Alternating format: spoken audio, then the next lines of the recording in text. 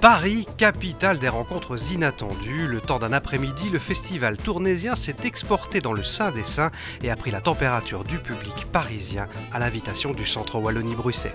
C'est un festival qui prend vraiment de l'ampleur, c'est-à-dire qu'on en parle partout parce que d'abord musique et philosophie c'est rare, il n'y a pas beaucoup de festivals de ce type en Europe et puis c'est un festival qui vraiment est reconnu aujourd'hui. Tous les philosophes, tous les grands philosophes qui sont passés, eh bien, on garde des contacts excellents avec eux. Il y a vraiment une magie qui opère à Tournai. Une magie qui a déjà opéré lors de l'extrait du spectacle L'homme qui voulait acheter le langage. Un huis clos mettant en scène deux personnages que tout oppose, coincés dans un aéroport un soir d'ouragan. L'époque où il faudra payer pour parler est-elle à nos portes? C'est l'une des questions fondamentales posées par le texte de Pascal Chabot. Massif de philosophie dans l'analyse du fonctionnement des big data.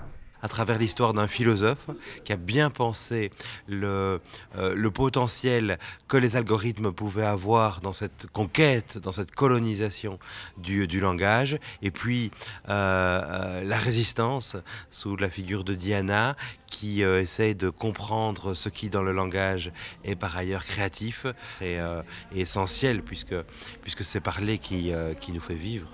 Dans un ballet cosmique commandé par de petites ploucs péremptoires et oublieux qui, depuis leurs 10 ans, par le seul pouvoir de leurs paroles sans conscience, font travailler des esclaves inconnus. C'était super chouette parce que pour la première fois, des mots aussi très construits avec aussi une matière très dense sur le plan intellectuel ont une résonance très concrète et très simple en fait. On sent que les gens sont concernés aussi par l'enjeu du spectacle, à savoir qu'est-ce qu'on fait aujourd'hui avec Google, Amazon, les téléphones portables, l'argent, tout se monétise, le temps c'est de l'argent, ça n'a jamais été aussi vrai qu'aujourd'hui. Le tout enveloppé dans un univers visuel et musical amenant une véritable dramaturgie aux mots portés par les comédiens.